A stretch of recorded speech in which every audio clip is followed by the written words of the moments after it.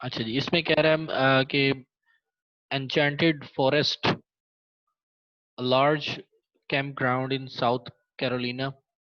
South Carolina में एक ground है बहुत बड़ी, और उसको वो एन्चेंटेड फॉरेस्ट कहते हैं। एडजस्ट इट्स अकाउंट्स मंथली, और वो अपने अकाउंट्स मंथली एडजस्ट करते हैं। Most guests of the camp ground pay at the time they check out.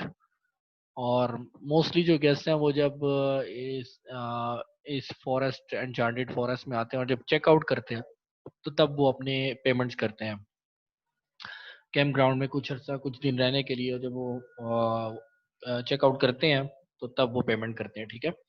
And the amounts collected are, और जो अमाउंट्स वो कलेक्ट करते हैं होटल वाले, are credited to camper revenue. तो जो अमाउंट्स उनको मिलती हैं वो जब रेवेन्यू अपना अर्न कर लेते हैं तो उसको वो कहते हैं कैंपर रेवेन्यू के नाम से, ठीक है। अच्छा, आगे चलते हैं। The following information is available as a source for preparing the adjusting entries at December 31। दिसंबर 31 को ये फॉलोइंग ट्रांजेक्शन्स हमें दी हुई हैं। सबसे पहले आप इलस्ट्रेशन पढ़ा करें कि इलस्ट्रेशन क्या है, आपको इंस्ट्रक्शंस क्या हैं। For each of the above number paragraph prepare the necessary adjusting entry. तो हम एडजस्टिंग एंट्री प्रिपेयर करते हैं। और पार्ट बी भी इसका साथ साथ सॉल्व करते हैं। पार्ट बी है कि 4 टाइप्स ऑफ एडजस्टिंग एंट्रीज में से आपने बताना है कि ये कौन सी एडजस्टिंग एंट्री है। क्लियर? तो ये स्टार्ट करते हैं। और इसका सी पार्ट भी मैं साथ साथ करता जाऊंगा। उसमें ये बताना है आपने कि आपका रेवेन्यू इंक्रीज हो रहा है, एक्सपेंस इंक्रीज हो रहा है, एसेट इंक्रीज हो रहा है, लायबिलिटी ऑनर इक्विटी इंक्रीज या डिक्रीज। तो इंक्रीज के लिए आई लिखेंगे, डिक्रीज के लिए डी लिखेंगे, और अगर कोई नई इफेक्ट है तो उसके लिए एन ई नो इफेक्ट लिखेंगे। क्लियर? तो ये हम ए बी सी और ए बी और सी तीनों पार्ट इकट्ठे मैं एक ही इसमें सॉल्व करने की कोशिश करूंगा। तो let's start with number one. कह रहा है जी, enchanted forest invests some of its excess cash.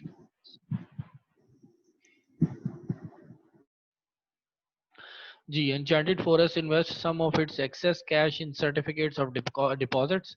इनके पास कोई अगर एक्स्ट्रा कैश पड़ा होता है तो ये सर्टिफिकेट्स ऑफ डिपॉजिट्स में जमा करवा देते हैं विद इट्स लोकल बैंक, अपने लोकल बैंक के साथ।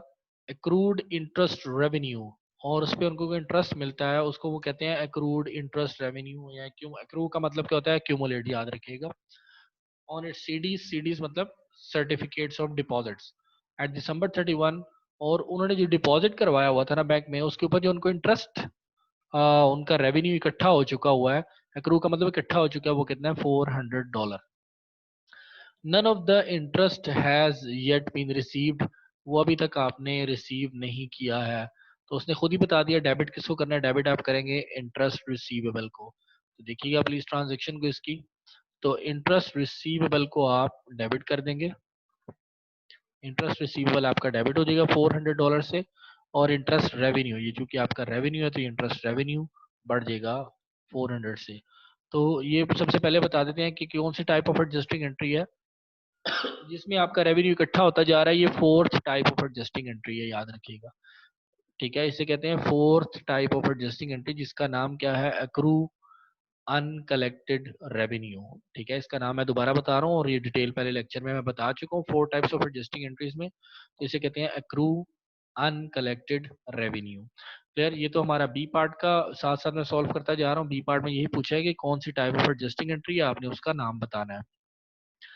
तो आप ये बताइएगा एग्जाम में अगर आ जाए तो हमने कहना है sir this is a fourth type of adjusting entry, उसका नाम लिख दीजिए आगे, एक्रू अनकलेक्टेड रेवेन्यू।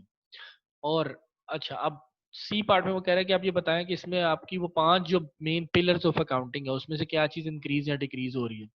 तो इंटरेस्ट रिसीवेबल आपका क्या होता है, एसेट होता है। इससे आपका एसेट इंक्रीज कर रहा है, याद रखिएगा, एसेट इंक्रीज कर रहा है। तो एसेट के आगे आप आई लिख देंगे। यहाँ पे मैं सिंबल एरो का इंक्रीज से अप एरो बता रहा हूँ, और डिक्रीज होगा तो डाउन एरो बताऊंगा। और दूसरी तरफ आपका इंटरेस्ट रेवेन्यू बढ़ा है तो ये आपका एक तरफ रेवेन्यू इंक्रीज कर रहा है। ठीक है, और 5 मेन अकाउंट में से सिर्फ 2 अकाउंट्स में चेंजिंग आ रही है और किसी अकाउंट में चेंज नहीं आएगा। सही है। सेकंड पार्ट नंबर 2 है। नंबर 2 आपके पास है जी, a 6 month bank loan in the amount of $12,000। 6 month का बैंक लोन है, 6 मंथ का, 1 ईयर का नहीं है, याद रखिएगा। Had been obtained on September 1, ये September 1 को लिया था। Interest is to be computed at an annual rate of 8.5% and is payable when the loan becomes due. तो ये 6 मंथ का लोन है और हम इसमें ट्रांजैक्शन करेंगे जस्ट 1 मंथ की। हमारे पास 1 मंथ की ट्रांजैक्शन कैसे आएगी, तो देखिएगा ये आपका रेट जो है ना, याद रखिए ये हमेशा एनुअल रेट होता है, ठीक है। तो एनुअल रेट हमें तो मंथली रेट चाहिए, तो मंथ कैसे निकालेंगे वो देखिएगा। ये कैलकुलेशन आपका 12,000 टोटल लोन है, 8.5% पूरे साल का है, per annum rate of interest है जो आपको अदा करना है। और पर मंथ का निकालने के लिए आप उसको किससे डिवाइड करेंगे, 12 से डिवाइड करेंगे। जब आप 12 से डिवाइड कर देंगे इसको मल्टीप्लाई करके, तो आपके पास 1 मंथ का इंटरेस्ट आ जाएगा जो कि आपने अदा करना है। तो हमें सिर्फ दिसंबर के मंथ का चाहिए सिर्फ इंटरेस्ट, तो इसको क्या, इसकी ट्रांजैक्शन क्या होगी, इंटरेस्ट एक्सपेंस डेबिट हो जाएगा और एक तरफ आपकी लायबिलिटी बढ़ जाएगी। तो एक तरफ आपका एक्सपेंस इंक्रीज हो गया और एक तरफ आपकी लायबिलिटी इंक्रीज हो गई है, ठीक है। तो ये दो अकाउंट से सिर्फ आपका इफेक्ट आ रहा है। तो ये कौन सी टाइप ऑफ एडजस्टिंग एंट्री है, this is a third type of adjusting entry in which we accrue or accumulate unpaid expenses, जिसमें unpaid expenses को इकट्ठा किया जाता है। क्लियर? तो लेट्स मूव फॉरवर्ड, आगे करते हैं। नंबर थर्ड पे 1 और 2 हमने कर लिए हैं, नंबर थर्ड ट्रांजेक्शन पढ़ते हैं। Number third transaction G, depreciation on building owned by the campground is based on 25 year life. इसकी जो लाइफ है वो 25 ईयर है बिल्डिंग की। The original cost of building कितने की है, ओरिजिनल कॉस्ट 6 लाख है। accumulated depreciation, the accumulated depreciation building account has a credit balance 3,10,000 का accumulated depreciation पिछले सारी इकट्ठी होके पड़ी हुई है पहले से। इसका आपका, इसको ये सिर्फ ऐसे ही बता रहा है, इसका कोई रोल नहीं है एंट्री में आपका, ठीक है। at December 31 prior to the adjusting entry sir process। किसका रोल नहीं है? जी जी, सर किसका रोल नहीं है आप बोल रहे हैं अभी? ये एंट्री में एक्यूमुलेटेड डेप्रिसिएशन का कोई रोल नहीं है, ठीक है ना। मतलब ये पिछली जो अमाउंट बताई है ना, ये 3,10,000, इसका कोई रोल नहीं है कैलकुलेशन में, ये मैं बताता हूँ अभी आपको, ठीक है। तो prior to adjusting entry process से रिलेटेड। और the straight line method of depreciation is use, इसमें आप स्ट्रेट लाइन मेथड यूज करेंगे डेप्रिसिएशन का। तो पहले तो ये 25 ईयर लाइफ है ना, 25 ईयर को आप मंथ में कन्वर्ट करने के लिए इसको मल्टीप्लाई किससे करेंगे, 25 ईयर मल्टीप्लाई बाय 12, ठीक है। तो ये आपके पास नंबर ऑफ मंथ्स आ जाएंगे, ठीक है। और फिर आप क्या करेंगे, आंसर आएगा जो आपके पास ये आएगा तकरीबन, इसको 25 को 12 से मल्टीप्लाई करें तो तकरीबन 300 आ जाएगा मेरे ख्याल में।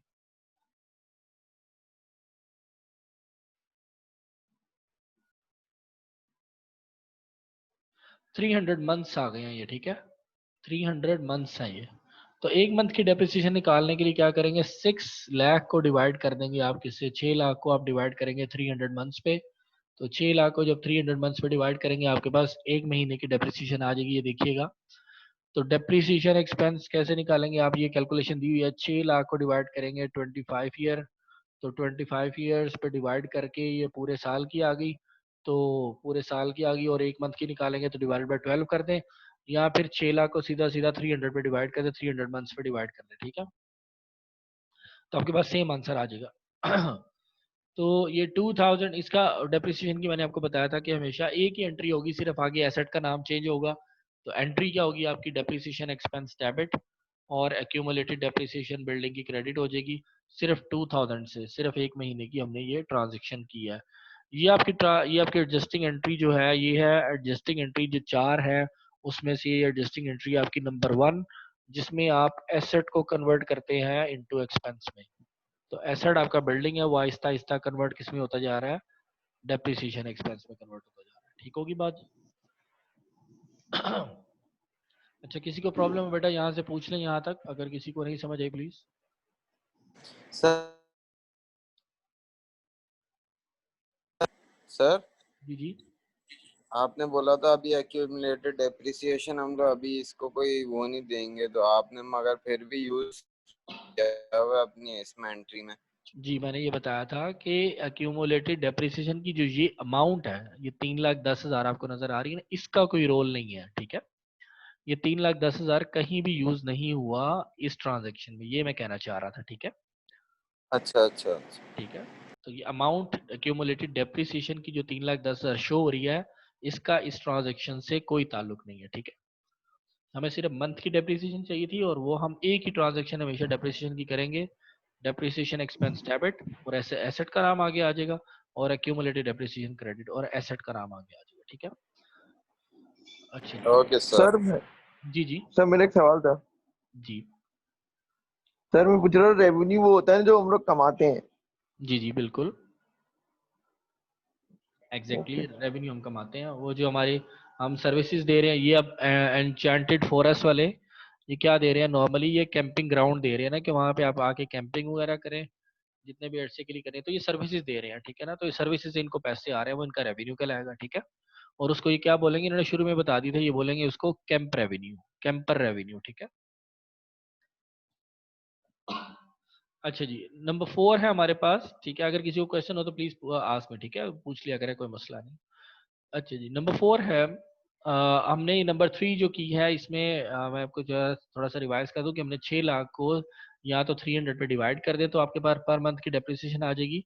और दूसरा तरीके का क्या है कि आप ये जो लिखा हुआ है इसने नीचे, 6 लाख को आप 25 ईयर 25 साल पे डिवाइड करें जो उसकी लाइफ है, और फिर डिवाइडेड बाई 12 कर दें तो एक साल की एक वो पर मंथ की वो भी आ जाएगी। तो आप 6 लाख को डायरेक्टली 30 पे डिवाइड कर दें, ठीक है, या 300 पे डिवाइड कर दें, या 6 लाख को पहले 25 पे डिवाइड कर दें और फिर 12 पे डिवाइड कर दें, तो सेम आंसर आएगा आपका। ठीक है, क्लियर।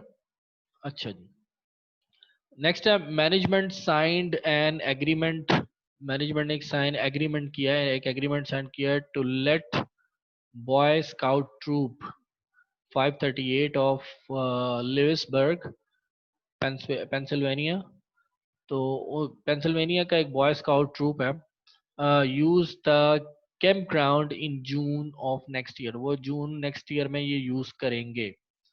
द एग्रीमेंट, जो एग्रीमेंट हुआ specifies that the boy scouts will pay a daily rate of $15 पर कैंप साइट। तो एक कैंप का वो कितना पे करेंगे, $15, with a clause providing a minimum total charge of $1475, $1475 पे करेंगे। ठीक हो गया। अभी तो ये एग्रीमेंट हुआ है, याद रखिएगा जब भी कहीं आपको ऐसा वर्ड आ जाए कि वो एग्रीमेंट हुआ है, अभी अभी कोई पेमेंट रिसीव नहीं हुई, ना ही इन्होंने सर्विसेज दी है फॉरेस्ट फॉरेस्ट कैंप वालों ने, ना तो फॉरेस्ट कैंप वालों ने सर्विसेज दी हैं, और ना वो लोग आके यहाँ पे रहे हैं अभी। ठीक है, तो ना तो कोई एक्सपेंस हुआ है इनका और ना ही रेवेन्यू हुआ है। तो जब सिर्फ सिंपल एग्रीमेंट होता है ना फ्यूचर से रिलेटेड, ये तो आपको सिर्फ अभी पिछले सवाल में हमने पढ़ा था कि एक्सपेक्टेशन है, ये आपको तवक्का है कि ये $15 पर कैंप आप रिसीव करेंगे और टोटल 1475 कम से कम आप डॉलर रिसीव करेंगे इस कैंपिंग का। तो ये तो एक्सपेक्टेशन है ना फ्यूचर की, तो जब भी एक्सपेक्टेशन होती है उसकी बिहाफ पे आप एंट्री नहीं करते। तो ये देखिएगा, ये इसने 31 में लिखा हुआ है, नो एडजस्टिंग एंट्री रिक्वायर्ड, बस आप इतना लिख दें कि this is an expectation and on the basis of expectation we do not make any accounting entry. ठीक है, ये बात याद रखिएगा। नेक्स्ट है नंबर 5 पे, salaries earned bye camp ground employees. तो ये पिछले सवाल की जो पहली एंट्री थी ना वही सेव है, बड़ी आसान है। That have not yet been paid, अभी तक वो अदा नहीं की, और उनकी अमाउंट है 1250 जी। डबल इफेक्ट कौन बताएगा मुझे, शाबाश बताएं आप में से कोई 2 इफेक्ट्स इस ट्रांजेक्शन के। Sir, salaries to salaries expense. Oh, salaries expense to salaries payable. Exactly, salaries expense आपकी, ये देखिएगा सैलरीज एक्सपेंस डेबिट और सैलरीज पेबल आपकी क्रेडिट हो जाएगी। ये अभी तक एक एक तरफ आपका एक्सपेंस इंक्रीज कर गया और एक तरफ आपकी लायबिलिटी इंक्रीज कर गई। ठीक है, तो ये दोनों इफेक्ट आपने बता दिए। और मुझे बताइएगा आप में से कोई कि ये 4 टाइप्स ऑफ एडजस्टिंग एंट्री में से ये कौन से नंबर की है, ये 1 2 3 4 में से कौन सी टाइप ऑफ एडजस्टिंग एंट्री है। थर्ड है सर। थर्ड है, वेरी गुड। ये ऊपर भी थर्ड हमने किया है, जिसमें भी आप एक्सपेंस और पेएबल लिखते हैं इकट्ठा, जिसमें भी आप एक्सपेंस और पेएबल इकट्ठा साथ लिखते हैं तो it will be a very good, शाबाश। तो ये third type of adjusting entry है। ठीक है, ये जिसका नाम क्या है, एक्रूड अनपेड एक्सपेंसेस। एक्रू का मतलब क्या होता है, एक्यूमुलेट। तो एक्यूमुलेट कर रहे हैं ऐसे एक्सपेंसेस को जो अभी तक अनपेड है, ठीक है। चलें जी, नेक्स्ट ट्रांजैक्शन की तरफ मूव करते हैं। Point number 6, as of December 31 को enchanted forest has earned $2400 earn कर लिए हैं, earned of revenue from current campers से दिसंबर 31 तक उसने $2400 अर्न कर लिए हैं। Who will not be build, और लेकिन अभी तक उन्होंने बिल नहीं भेजा, अनटिल दे चेकआउट, जब तक वो चेकआउट नहीं करते। ठीक होगी बात, जब तक वो कस्टमर्स कैंप में हैं, जब तक वो चेकआउट नहीं करते तो तब तक वो बिल नहीं देंगे उनको, ठीक है ना। जब चेकआउट करेंगे, नॉर्मली होटल्स में भी ये होता है, जब हम चेकआउट करते हैं तो उस वक्त वो हमें टोटल बिल बता देते हैं, या किसी भी हॉस्पिटल में भी इवन जब हम चेकआउट करते हैं तो उस वक्त बिल थमा देते हैं हाथ में, ठीक है। तो this is the same case. और उसने खुद ही बता दिया कि डेबिट आपने किसको करना है, चूंकि ये आपका रेवेन्यू अभी ऐसा है जो रिसीवेबल है, ठीक है।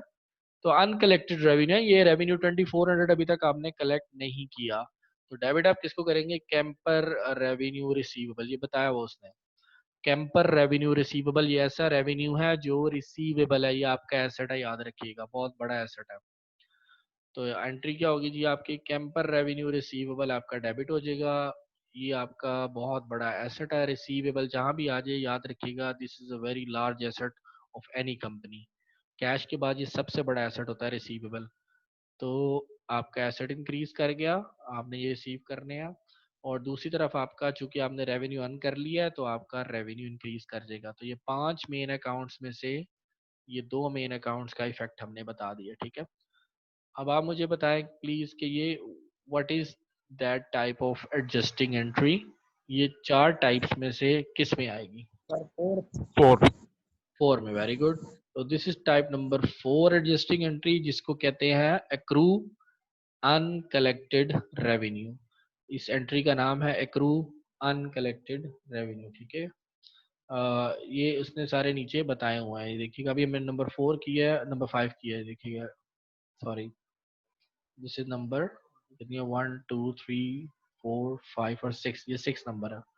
तो देखिएगा ये 6 नंबर का ये लिखा हुआ है एक्रू अनकलेक्टेड रेवेन्यू, ठीक है। ये आपको नाम बता रहा है तो आपने भी ऐसे नाम बताने हैं, सही है। और पॉइंट नंबर 5 में कोई भी नहीं थी, पॉइंट नंबर 5 में सॉरी एक्रू अनपेड एक्सपेंसेस थी। पॉइंट नंबर 4 की एंट्री नहीं की थी हमने। पॉइंट नंबर 3 में थी कन्वर्ट एसेट टू एक्सपेंस किया था। नंबर 2 में एक्रू अनपेड एक्सपेंसेस थी, एक्सपेंस था, और नंबर 1 में एक्रू अनकलेक्टेड रेवेन्यू था, ठीक है। तो नंबर 1 और हमारी मेरे ख्याल में नंबर 6 सेम है, एक्रू अनकलेक्टेड रेवेन्यू का, ठीक है। नंबर 7 पे चलते हैं जी। पॉइंट नंबर 7, ठीक है जी। Several lake front camp sites, कह रहा बहुत सी ऐसी झील के सामने वाली कैंप साइट्स हैं, are currently being leased on a long term basis. उसको वो क्या कर रहे हैं, लीज पे दे रहे हैं लॉन्ग टर्म बेसिस पे, जो लेक साइड के साथ आ रही हैं, लेक फ्रंट के साथ हैं, by a group of senior citizen. वो सीनियर सिटीजन को लीज पे दे रहे हैं वो जगह लंबे अरसे के लिए। 6 मंथ्स रेंट ऑफ, और 6 मंथ का रेंट कितना है जी, $5,400 वॉज कलेक्टेड इन एडवांस। ये याद रखिएगा, ये वर्ड बड़ा इंपॉर्टेंट है, एडवांस में आपने रिसीव कर लिया था, एंड क्रेडिटेड, और उसको क्रेडिटेड क्या किया, और क्रेडिट भी कर दिया था किसको, ये उसने बता दिया हुआ, अनअर्न्ड। तो याद रखिए जहां भी मैंने बताया था अनअर्न्ड का वर्ड आ जाए उसका मतलब क्या होता है, लायबिलिटी। तो अनअर्न्ड कैंपर रेवेन्यू आपने क्रेडिट कर दिया था on October 1 of the current year. October 1 को आपने क्या एंट्री की थी, ये मैं एंट्री पहले यहाँ बताने जा रहा हूँ, जो अक्टूबर 1 को एंट्री हुई थी ना वो बताने जा रहा हूँ पहले। इसमें तो उसने सारी 31 दिसंबर की कही है ट्रांजेक्शन, लेकिन जो अक्टूबर 1 को एंट्री हुई थी वो मैं बताता हूँ आपको। अक्टूबर 1 को आपने इनसे कैश रिसीव कर लिया था एडवांस में, तो कैश हो गया, सी फॉर कैश, ठीक है। तो कैश डेबिट हो गया था, और क्रेडिट क्या हो गया था उसने खुद ही बता दिया, अनअर्न्ड कैंपर रेवेन्यू, उसको मैं शॉर्ट में लिख रहा हूँ अनअर्न्ड कैंपर रेवेन्यू, ठीक है। सिर्फ शॉर्ट फॉर्म में लिख रहे हैं ताकि समझ आ जाए आप लोगों को। तो उस वक्त ये ट्रांजैक्शन कितने से हुई थी, $5,400 से डेबिट, और $5,400 से क्रेडिट। तो ये आपने कैश तो रिसीव कर लिया था, लेकिन अनअर्न क्या थी, आपकी लायबिलिटी है, ये बहुत बड़ी लायबिलिटी है आपने जो अदा करनी है। ठीक है। तो ये कितने महीने का रेंट आपने रिसीव किया था? 5,400, यहाँ पे लिखा हुआ है 6 मंथ रेंट था ये। ठीक है, 6 महीने का। तो एक महीने का कैसे आएगा जी? इसको 5,400 को किस पे डिवाइड करेंगे, बताएगा कोई प्लीज? सर 6 से डिवाइड करेंगे। एग्जैक्टली इसको 6 से डिवाइड कर देंगे आप। जब आप 6 से डिवाइड करेंगे तो 1 मंथ का रेंट आ जाएगा। अब आप दिसंबर 31 को सिर्फ 1 मंथ के जो रेंट है ना उससे आप एंट्री करेंगे। देखिएगा, दिसंबर 31 को आपने दिसंबर की सर्विसेज दे दी। जब हमने सर्विसेज दे दी, ये आपकी लायबिलिटी जो है ना, ये वाली unearned collected revenue, sorry unearned camp revenue, ये आपकी लायबिलिटी कम हो जाएगी। ठीक है, ये देखिए आप एंट्री। तो अनअर्न्ड कैंप रेवेन्यू आपका डेबिट साइड पे आ गया। क्यों आ गया? क्योंकि आपकी लायबिलिटी डिक्रीज होगी है। जब भी लायबिलिटी डिक्रीज होगी तो डेबिट साइड पे आती है। ठीक है। और दूसरी तरफ ये आपका रेवेन्यू बन गया, एक्चुअल रेवेन्यू बन गया आपका। ये आपका रेवेन्यू इंक्रीज कर गया कैंप रेवेन्यू। तो एक तरफ आपकी लायबिलिटी कम होगी, एक तरफ आपका रेवेन्यू इंक्रीज। ये रेवेन्यू जब आपने शुरू में कैश रिसीव किया था तो ये आपका अनअर्न्ड रेवेन्यू था, याद रखिएगा। अनअर्न्ड आपकी लायबिलिटी होती है। ठीक है, आपका एक्चुअल रेवेन्यू नहीं था, यानी इसको सादे अल्फाज में जो हम उर्दू में कहते हैं ना, ये आपकी कमाई हलाल नहीं थी। तो अब आपने 31 दिसंबर को जब पूरे महीने की सर्विसेज दे दी तो ये कमाई आपके लिए हलाल बन गई, यानी आपका एक्चुअल रेवेन्यू आपका अर्न हो गया। ठीक है, इसलिए ये रेवेन्यू इंक्रीज कर गया। तो ये तो सर इसमें आप हाँ पहले जी, एडवांस ले लेंगे, मतलब जी जी सर्विसेज एडवांस। देने से पहले। एग्जैक्टली उन्होंने लिखा है ना इन एडवांस, ये लिखा हुआ है एडवांस में ले ली थी ये ना अमाउंट। तो जब एडवांस में ली थी तब ये अक्टूबर 1 की एंट्री मैंने बताई, ये आप लोगों ने नहीं करनी, ये सिर्फ मैंने आपको समझाने के लिए बताई है अक्टूबर की एंट्री। ठीक है, आपने तो सिर्फ 31 दिसंबर की एक महीने की एंट्री करनी है। ठीक है, ये तो मैंने समझाने के लिए किया। जब उन्होंने एडवांस ले लिया था इस कंपनी ने तो कैश डेबिट कर दिया था और अनअर्न्ड कैंप रेवेन्यू क्रेडिट किया था। ये बहुत बड़ी लायबिलिटी थी 6 महीने की। ठीक है, तो हम मंथ बाय मंथ जैसे गुजरते जाएंगे हम उस लायबिलिटी को मंथ बाय मंथ रिड्यूस करते जाएंगे। ये जो लायबिलिटी हमारे सर पे चढ़ी हुई थी, तो at the end of every month we will deduct this liability. ठीक है, तो ये लायबिलिटी जैसे ही आपकी डिक्रीज होगी 900 से, देखिएगा 5400 को 6 पे डिवाइड किया तो एक मंथ का आपके पास ये लायबिलिटी रिड्यूस हो गई है। एक मंथ की लायबिलिटी रिड्यूस होगी और ये आपका एक्चुअल कमाई हलाल होगी, ये आपका एक्चुअल रेवेन्यू बन गया। सही है। तो this is what type of adjusting entry, anybody tell me please? Converting, आप लायबिलिटी को किस में कन्वर्ट कर रहे हैं? देखिएगा इसी में आंसर लिखा हुआ, कन्वर्ट कर रहे हैं लायबिलिटी को रेवेन्यू में। कन्वर्टिंग लायबिलिटी इनटू रेवेन्यू, ये कौन सी एंट्री एडजस्टिंग एंट्री है? 1 2 3 और 4? 2। This is number 2, very good, this is number 2। ठीक है, क्योंकि पहली वाली है जिसमें आप एसेट को एक्सपेंस में कन्वर्ट करते हैं और सेकंड है जिसमें लायबिलिटी को रेवेन्यू में कन्वर्ट करते हैं। ठीक है, अच्छा जी। उसके बाद हम ट्रांजैक्शन पे चलते हैं। यहाँ तक किसी को प्लीज कोई क्वेश्चन हो तो प्लीज आस्क मी।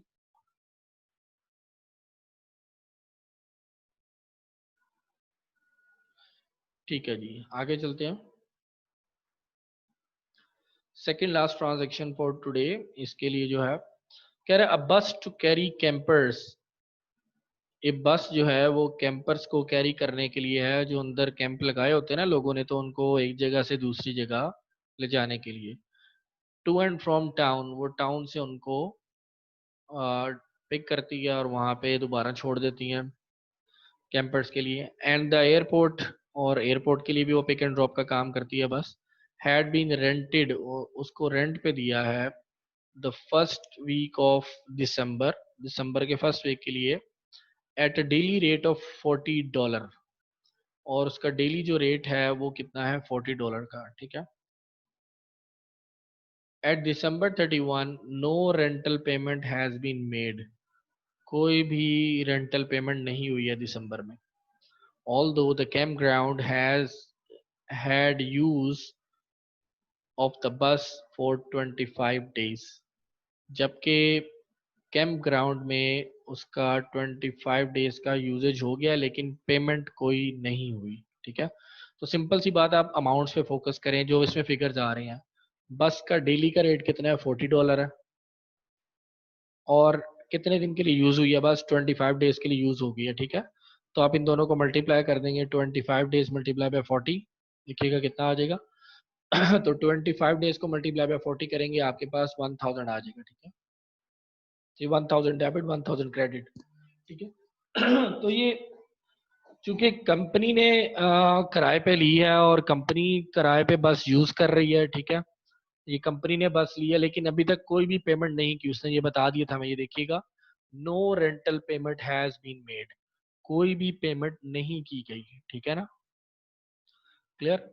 और ये रेंटेड की हुई है, देखिएगा रेंटेड का वर्ड भी आ रहा है, ठीक है ना। तो ये रेंट किया हुआ है, रेंट पे लिया हुआ कंपनी ने बस को, जो कि एयरपोर्ट से पिक एंड ड्रॉप का और कैंपर्स का काम करती हैं। तो और डेली $40 का उसका रेट है, ठीक है जी। और कैंप में वो कितने दिन के लिए यूज है, 25 के लिए। तो 25 को हमने मल्टीप्लाई कर दिया 40 से, तो ये हमारे पास टोटल पेमेंट आ जाएगी जितनी अभी ड्यू है, क्योंकि पेमेंट नहीं की उसने बता दिया, no rental payment has been made, ठीक है। तो ये रिवाइज करो, बड़ी इंपॉर्टेंट ये लाइन है, no rental payment has been made, अभी तक कोई पेमेंट नहीं की गई, ये ड्यू है सारी की सारी। 31 दिसंबर को आप इसकी क्या एंट्री करेंगे, आप करेंगे जी बस रेंटल एक्सपेंस, या बस एक्सपेंस कर दें सिंपल, या रेंटल एक्सपेंस कर दें बस का, ये डेबिट हो जाएगा। और आपका इधर एक्सपेंस इंक्रीज कर गया एक तरफ, और चूंकि अभी तक ये पेमेंट नहीं हुई, और ये आपकी लायबिलिटी इंक्रीज कर गई, तो एक तरफ आपकी लायबिलिटी इंक्रीज कर गई और एक तरफ आपका एक्सपेंस इंक्रीज कर गया। सो ये आपकी कौन सी टाइप ऑफ एडजस्टिंग एंट्री है जिसमें एक तरफ एक्सपेंस इंक्रीज होता है और एक तरफ लायबिलिटी इंक्रीज होती है? 3, very good. This is number 3, जिसमें आप, जिसका नाम क्या है, एक्रू। एक्रू का मतलब कहता है एक्यूमुलेट, इकट्ठा करना अनपेड एक्सपेंसेस को, ऐसे एक्सपेंसेस जो अभी तक अनपेड है हम उनको इकट्ठा कर रहे हैं, सही है, वेरी गुड। अच्छा जी, लास्ट है हमारे पास पॉइंट नंबर 9, आज का लास्ट ट्रांजेक्शन है, अनरिकॉर्डेड इनकम टैक्सेस एक्सपेंस। ये ऐसे इनकम टैक्सेस एक्सपेंस हैं जो अनरिकॉर्डेड है, अभी तक हमने उनको अकाउंटिंग की बुक्स में रिकॉर्ड नहीं किया गया, ठीक है, इसे अनरिकॉर्डेड कहते हैं। एक्रू, जो एक्रूड इकट्ठे हो चुके हैं, वो एक्रूड का मतलब एक्यूमुलेट, इकट्ठे हो गए हैं इन दिसंबर, अमाउंट्स टू $8,400। $8,400 के ऐसे टैक्सेस हैं जो एक्रू, इकट्ठे तो हो गए हैं लेकिन अभी तक वो अनरिकॉर्डेड है, ठीक है। This amount will not be paid until January 15, और ये कब तक अदा की जाएंगी, जनवरी 15 से पहले नहीं अदा करनी, जनवरी 15 तक या उसके बाद आप अदा करेंगे, ठीक है। तो वो ड्यू डेट होती है ना, टैक्स वाले कहते हैं कि इस डेट से लेकर इस डेट तक है, तो ये जनवरी 15 तक आपने अदा नहीं करनी, जनवरी 15 के बाद आपको कोई डेट आएगी पेमेंट की, सही है। तो एंट्री क्या होगी, इसको हमने रिकॉर्ड करना है, अब ये अनरिकॉर्डेड था 8400, सबको आपने रिकॉर्ड करना है ये एक्सपेंस को, तो एंट्री क्या होगी, ये पहले भी आ चुकी है। तो इनकम टैक्स एक्सपेंस आपका डेबिट हो जाएगा पूरी अमाउंट से, क्योंकि ये सारी की सारी रिकॉर्ड करनी थी, तो एक तरफ आपका एक्सपेंस इंक्रीज कर गया और दूसरी तरफ आपका इनकम टैक्स पेबल है, तो एक तरफ आपकी लायबिलिटी इंक्रीज कर गई है, ठीक है। ये तो हमने डबल इफेक्ट बता दिया। तो ये बिल्कुल सेम ऊपर वाली ट्रांजेक्शन है, बिल्कुल सेम जैसे ऊपर हुई, एक तरफ एक्सपेंस इंक्रीज कर रहा है और liability. So this is a third type of adjusting entry जिसका नाम है एक्रू, इकट्ठा करना अनपेड एक्सपेंसेस को, ठीक होगी बात। तो इसका ये हमने कर लिया है डिस्कस पॉइंट नंबर ए, इसमें हमने तीनों पॉइंट डिस्कस कर लिए हैं, ए बी और सी। ये ए वाला कर लिया है जिसमें ट्रांजेक्शन्स की हैं, और बी वाला भी कर लिया जिसमें ये बताना है आपने कि this is which type of adjusting entry, ये कौन सी टाइप की एडजस्टिंग एंट्री, उसका नाम बता देना है। और आपने थर्ड भी पार्ट कवर कर लिया जिसमें आपने बताना है कि किस में इंक्रीज आ रहा है और किस में डिक्रीज आ रहा है, क्लियर होगी बात। तो ये इंक्रीज और डिक्रीज का सारा कॉलम आपके सामने बना हुआ है, क्लियर। एक आपको सर बड़ी ये डी स्टैंड फॉर क्या होता है? जी जी, डी स्टैंड फॉर क्या होता है? D D, debit. जी जी, सॉरी मुझे पता नहीं लगा, आपकी दोबारा पूछे प्लीज। सर डी, डी जो आपने कैपिटल वर्ड्स में लिखा है इधर, उसका मतलब क्या होता है? डेबिट होता है? कैपिटल वर्ड्स में कहाँ पे लिखा मैंने? सर ये लिखा हुआ है ना, ये अच्छा, थर्ड में। D for decrease, D for decrease, ये आई और for I for increase, increase. जी जी, आई सही। फॉर और increase, N D for for not. Decrease, N for no effect, ठीक है। सही है सर। अच्छा, ओके सर। ये देखिएगा, ये सारे इफेक्ट्स मैं साथ साथ बताता रहा हूँ ना, ये इसके प्रॉब्लम के, ये आ रहा है expense increase, liability increase, asset. अब देखिएगा पहले वाला देख लें, एक समझ लें।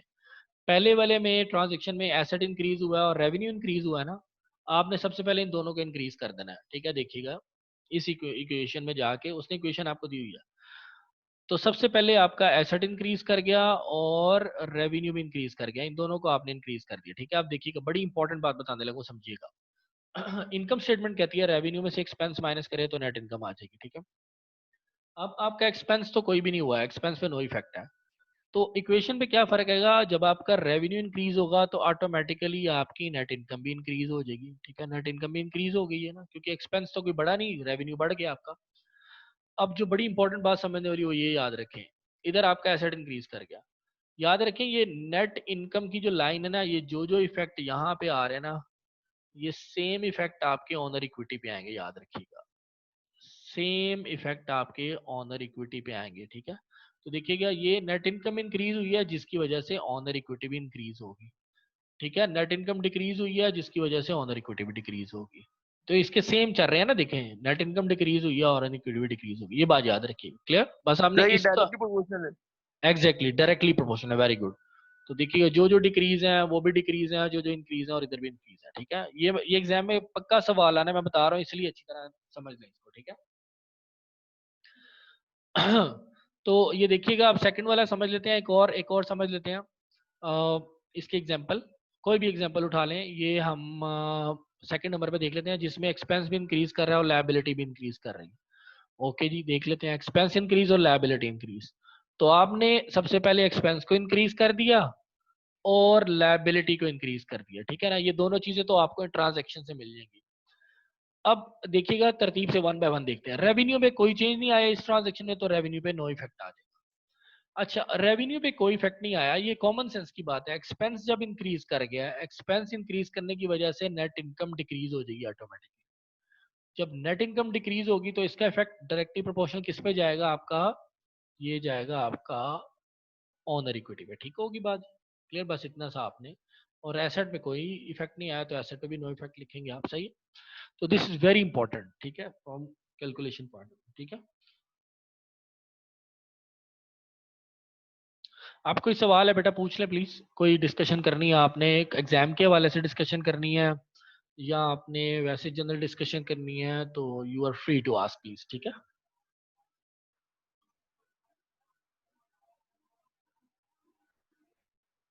Feel free to ask anything, ठीक है। मैं ये रिकॉर्डिंग बंद कर देता हूँ।